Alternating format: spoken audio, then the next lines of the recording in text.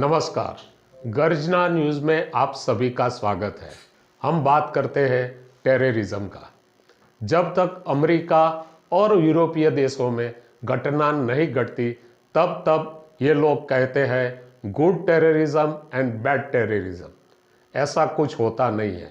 फिर भी जब तक उन लोगों को तकलीफ नहीं होती तब तक वो अपनी ओर से अलग अलग तरीके से डिफाइन करते हैं। अभी 15 जनवरी को अमेरिका में एक हमला हुआ। 44 वर्ष के फैजल मलिक अकरम ने यहूदियों के देवस्थान पर एक हमला किया और 4 लोगों को बंधक बनाया। उनकी डिमांड थी कि लेडी अल कायदा को छोड़ा जाए। तो ये लेडी अल कायदा कौन है, ये जानने की पहले कोशिश करते हैं। लेडी अल कायदा का नाम है आफिया सिद्दीकी। वो एक न्यूरो साइंटिस्ट है। इसीलिए लोग कहते हैं अगर मुस्लिम गरीब है तो ही आतंकवादी कृत्य में जाते हैं, लेकिन ऐसा नहीं है। कई ऐसी घटनाओं में भी उन मुस्लिमों का हाथ है जो पढ़े लिखे और अच्छी डिग्रियां प्राप्त की है।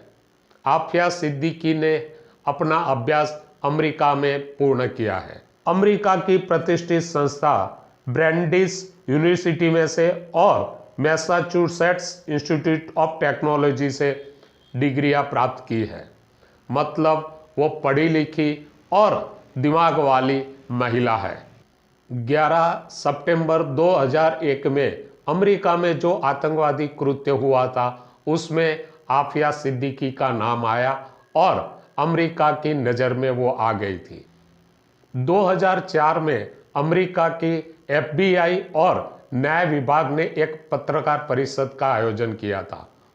उसमें उन्होंने आफिया सिद्दीकी को अल कायदा की संचालक और मुख्य सूत्रधार बताया था। आफिया सिद्दीकी ने अफगान कस्टडी में रहकर अमेरिकी सैनिक अधिकारियों की हत्या का प्रयास किया था और कई बार वो सफल भी हो गई थी। 2008 में अफगानिस्तान में अधिकारियों ने आफिया को गिरफ्तार किया था। उनके घर में सर्च करने से ऐसी नौदें मिली थी जिससे डर्टी बॉम्ब बनाया जाए और अमेरिका के कई स्थलों का वहां उल्लेख था और बड़े पैमाने पर हमला करने की योजनाएं बनाई थी। 2010 में अमेरिका की बाहर अमेरिकी नागरिकों को मारने की वजह से आफिया को सजा हुई। जब न्यायाधीश ने आफिया को सजा सुनाई तब वो विश्व शांति की अच्छी अच्छी बातें करने लगी। हर बार ऐसा होता था, कोई भी जब आतंकवादी कृत्य के कारण गिरफ्तार होता था तब उनके वकील उनकी मानसिक स्थिति अच्छी नहीं है ऐसी बात करते थे। आफिया के केस में भी ऐसा हुआ। वकीलों ने दलील की आफिया की मानसिक स्थिति अच्छी नहीं है। तब आफिया उनके वकीलों पर भड़क गई और कहने लगी, आप गलत प्रचार मेरे लिए क्यों कर रहे हैं, मैं पागल नहीं हूँ। उसके बाद जेल में भी आफिया पर हमला हुआ था। उनके चेहरे पर गर्म प्रवाही का मग मारा गया था और उसके बाद इतनी पिटाई की गई कि उन्हें हॉस्पिटल व्हीलचेयर में ले जाया गया था। इस घटना के बाद पाकिस्तान के वड़ा प्रधान इमरान खान ने PTI को बताया था कि आफिया सिद्दीकी अपने देश की बेटी है, कुछ भी करके उसको छुड़ाना चाहिए।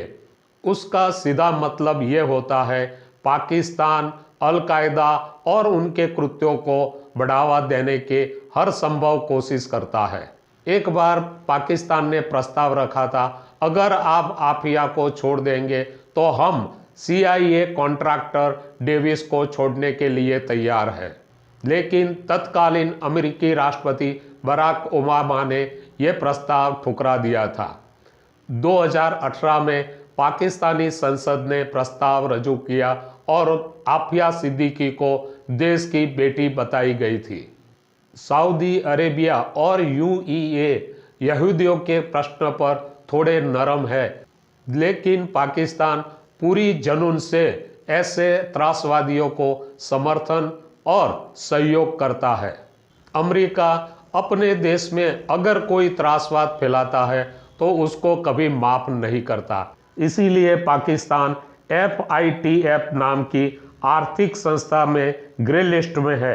अगर पाकिस्तान बाज नहीं आया तो इस ग्रे लिस्ट में से ब्लैक लिस्ट होने की पूरी संभावना है। अब देखते हैं अमेरिका पाकिस्तान के सामने कैसा रुख अख्तियार करते हैं। धन्यवाद।